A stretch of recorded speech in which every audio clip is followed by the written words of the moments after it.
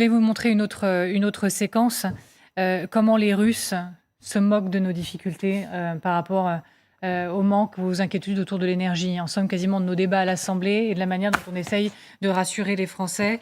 Vous allez voir combien nos difficultés donc liées à l'énergie, c'est pas que ça les satisfait, c'est que visiblement, ils jubilent. Прогнозируют самое жаркое лето в самом деле на этой неделе плюс 45, а потом самую холодную зиму. Вывод: Слушайте, природа на стороне России.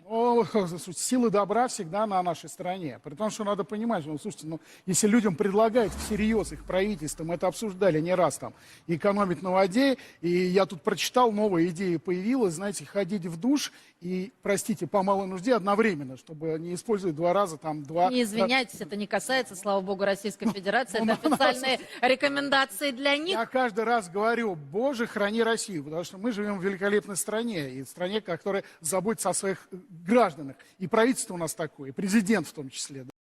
Voilà comment nos questions d'énergie, de pouvoir d'achat, de sobriété accentuées, on va en parler dans un tout petit instant par la canicule et les incendies.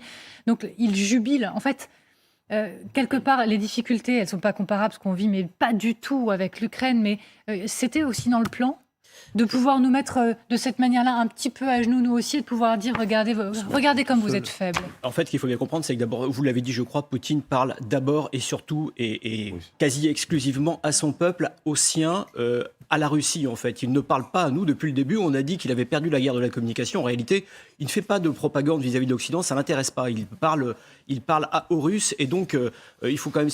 Aujourd'hui, il y a des Russes qui s'engagent, je voudrais me dire un tout petit peu ce qui vient d'être dit, pour venger les morts qui sont déjà tombés en Ukraine. Donc, ce récit, cette vision poutinienne ou russe de la guerre n'est pas du tout la même que la nôtre. Et pour l'instant... contrairement à certains alarmistes qui disaient que le régime allait tomber, etc., au tout début de la guerre, c'est pas du tout ça. La Russie tient le choc, l'économie tient le choc. Et d'ailleurs, il y a une déclaration intéressante. L'amiral Radakin, qui est le patron des armées britanniques, a dit hier ou avant-hier, je ne sais plus, que ceux qui pensaient que Poutine était malade, il n'y avait aucune suspicion aujourd'hui pour savoir qu'il était malade et qu'il n'était d'ailleurs pas fou et qu'on ne pourrait pas le remplacer par une révolution. Donc vous voyez, le discours aujourd'hui change et on sent bien qu'il y a un virage de communication du côté de l'Occident. Je vous remercie beaucoup.